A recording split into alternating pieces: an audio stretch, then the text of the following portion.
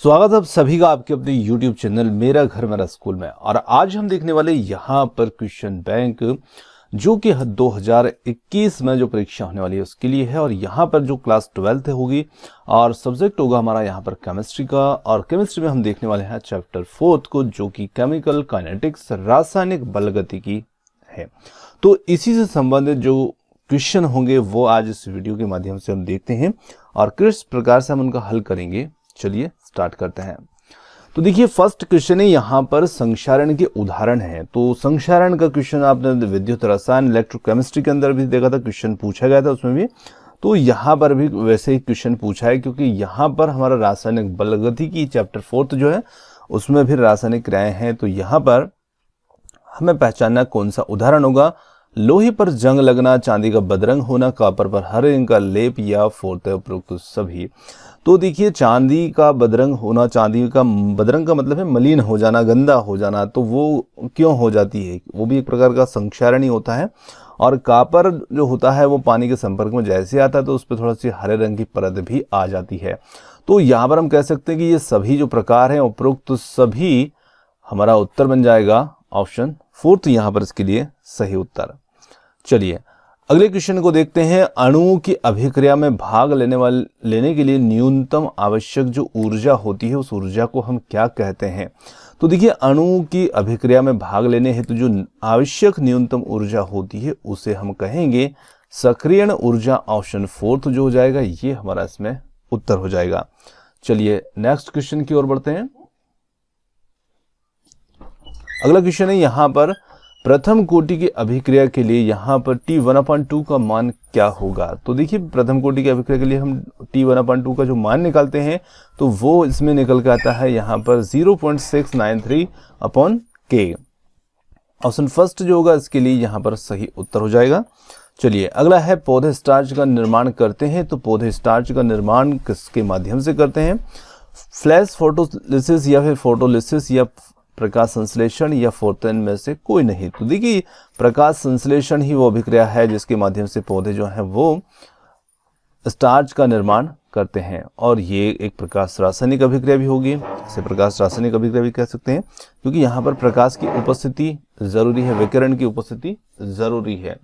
अब देखिए यदि यहाँ पर प्रकाश संश्लेषण की जगह पर फोटोसिंथेसिस आ जाता है तो आपका उत्तर फोटोसिंथेसिस भी बन जाएगा। कभी कभी ऐसा भी कर दिया जाता है कि प्रकाश संश्लेषण ना लिखे और उसका अंग्रेजी में नाम लिख दिया जाता है फोटोसिंथेसिस, तो वो भी आपका उत्तर बनेगा। यदि ये नहीं होगा तो वो होगा। तो ध्यान रखना है आपको, इस प्रकार से यहाँ पर चेंजेस हो सकते हैं।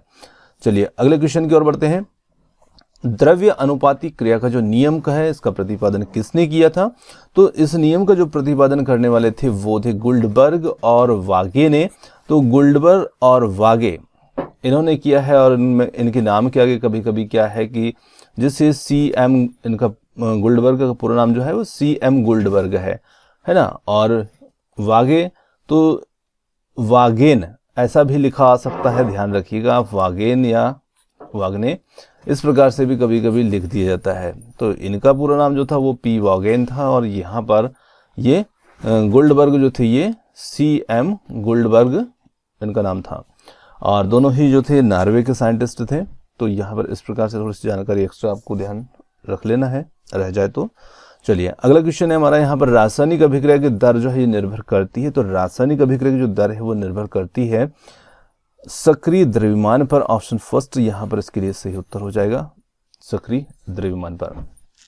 चलिए अगले क्वेश्चन की ओर बढ़ते हैं। अभिक्रिया की दर अभिकारक के सांद्रण की। तो अभिकारक के सांद्रण की क्या होती है। तो ये होती है समानुपाती होती है ना। अभिक्रिया की दर अभिकारक के सांद्रण के, तो यहाँ पर हमारा उत्तर हो जाएगा समानुपाती होती है।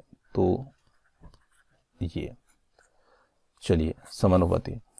अगला क्वेश्चन है यहाँ पर हमारा अणुसंख्यता सदैव होती है। तो अणुसंख्यता सदैव क्या होती है। तो ये एक पूर्णांक होती है। तो यहाँ पर हमारा उत्तर हो जाएगा पूर्णांक। अगला है वे अभिक्रियाएं जो विकिरण के अवशोषण से संपन्न होती है। तो उन्हें हम क्या कहते हैं। तो इन्हें हम कहते हैं प्रकाश रासायनिक अभिक्रिया। ऐसी अभिक्रियाएं जो प्रकाश की उपस्थिति में संपन्न होती है या विकिरण की उपस्थिति में संपन्न होती है तो ये प्रकाश रासायनिक अभिक्रियाएं होती है। तो यहां पर हम लिख देंगे प्रकाश रासायनिक अभिक्रिया। चलिए अगले क्वेश्चन की ओर बढ़ते हैं।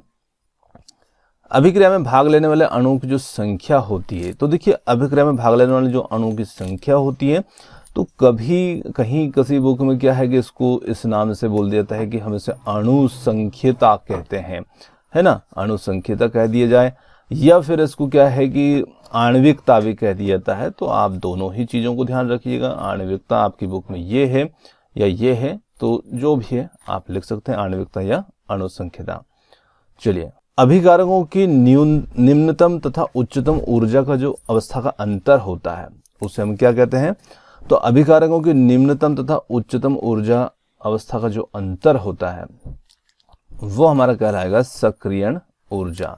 तो इसका उत्तर बन जाएगा सक्रियण ऊर्जा। चलिए अगले क्वेश्चन की ओर बढ़ते हैं। अगला क्वेश्चन है, यहाँ पर हमें सही जोड़ी का मिलान करना है और सही जोड़ी का मिलान हम करेंगे।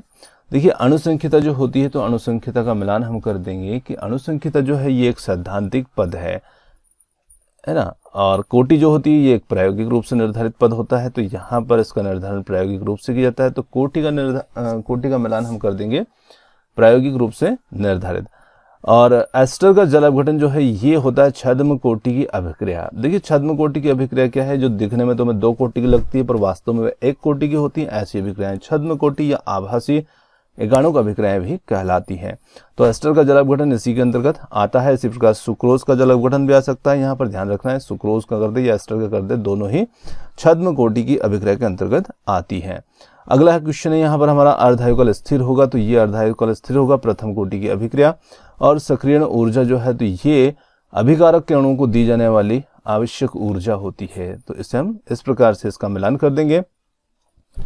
आगे यहाँ पर हमें सत्य असत्य का दिखाना है कि कौन सा क्वेश्चन सत्य है कौन सा असत्य है। तो यहाँ पर रासायनिक अभिक्रियाओं की जो दर होती है उस सक्रिय द्रव्यमान पर निर्भर नहीं करती है। तो हमने पहले ही पढ़ा था कि सक्रिय द्रव्यमान पर निर्भर करती है, तो ये यहाँ पर नहीं करती है लिखा, तो ये क्या हो जाएगा, गलत हो जाएगा। अणुओं के अभिक्रिया में भाग लेने हैं तो न्यूनतम आवश्यक ऊर्जा को हम सक्रियण ऊर्जा कहते हैं। तो बिल्कुल सही है, इसे सक्रियण ऊर्जा कहा जाता है। और अगला क्वेश्चन यहाँ पर प्रथम कोटि की अभिक्रिया का वेग स्थिरांक ताप पर निर्भर नहीं करता है। तो देखिए वेग स्थिरांक जो होता है ताप पर निर्भर करता है, तो ये भी यहाँ पर क्या हो जाएगा, गलत हो जाएगा। ध्यान रखिएगा अभिकारक का जो सांद्रण होता है ना उस पर वेग स्थिरांक निर्भर नहीं करता है पर ताप पर निर्भर करता है। चलिए नेक्स्ट क्वेश्चन की ओर बढ़ते हैं। नेक्स्ट है यहाँ पर अभिक्रिया की आणविकता सदैव पूर्णांक होती है। तो हमने देखा कि आणविकता या अणुसंख्यता जो होती है वो पूर्ण संख्या होती है। तो यहाँ पर हो जाएगा हमारा राइट। चलिए ये हमारा राइट हो जाएगा। अगला है यहाँ पर शून्य कोटि की अभिक्रिया के लिए एक उदाहरण दीजिए। तो शून्य कोटि की अभिक्रिया के लिए हम यहाँ पर क्या उदाहरण दे सकते हैं? तो देखिए शून्य कोटि की अभिक्रिया के लिए सबसे अच्छा उदाहरण यहाँ पर होता है H2 + Cl2। तो H2 + Cl2 is equal to H new. सूर्य के प्रकाश की विकिरण की उपस्थिति है, तो यहाँ पर इसी को हम H न्यू के रूप में लिखा है। और यहाँ पर ये प्रोडक्ट बन जाता है इसका 2HCl। तो इस प्रकार से ये एक अभिक्रिया है।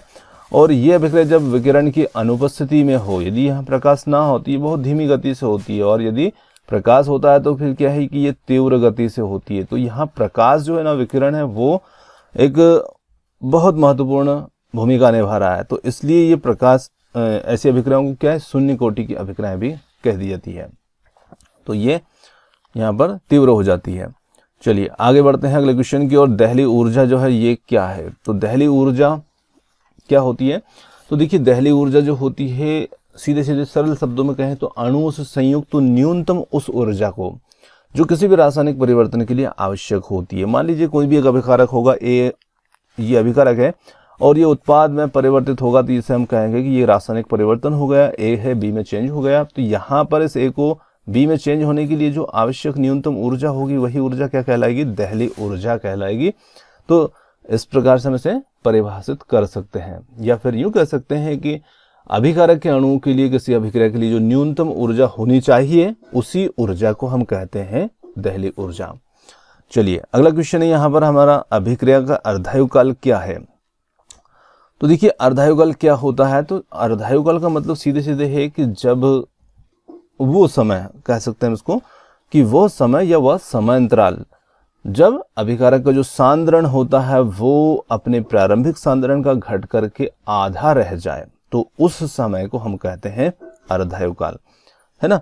मतलब अपने प्रारंभ में जितना सांद्रण होगा उसका आधा जब रह जाएगा, जितने समय में रह जाएगा, तो उस समय अंतराल को हम या उस समय को हम कहेंगे अर्धायुकाल।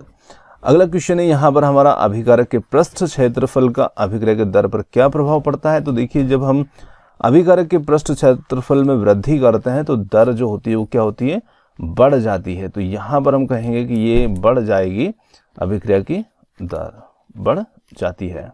चलिए अगले क्वेश्चन की ओर बढ़ते हैं। अगला क्वेश्चन जो है वो हमारा थोड़ा सा छूट गया है, तो मैं यहाँ पर आपको थोड़ा सा लिख देता हूँ जो क्वेश्चन है हमारा अगला। चलिए अगला क्वेश्चन जो था हमारा वो था कि प्रथम कोटि के लिए, मैं यहाँ पर लिख देता हूँ उस क्वेश्चन को जो 21 नंबर का है ना। तो क्वेश्चन था हमारा कि प्रथम कोटि की अभिक्रिया के लिए, प्रथम कोटि की अभिक्रिया के लिए अर्धायुकाल का सूत्र,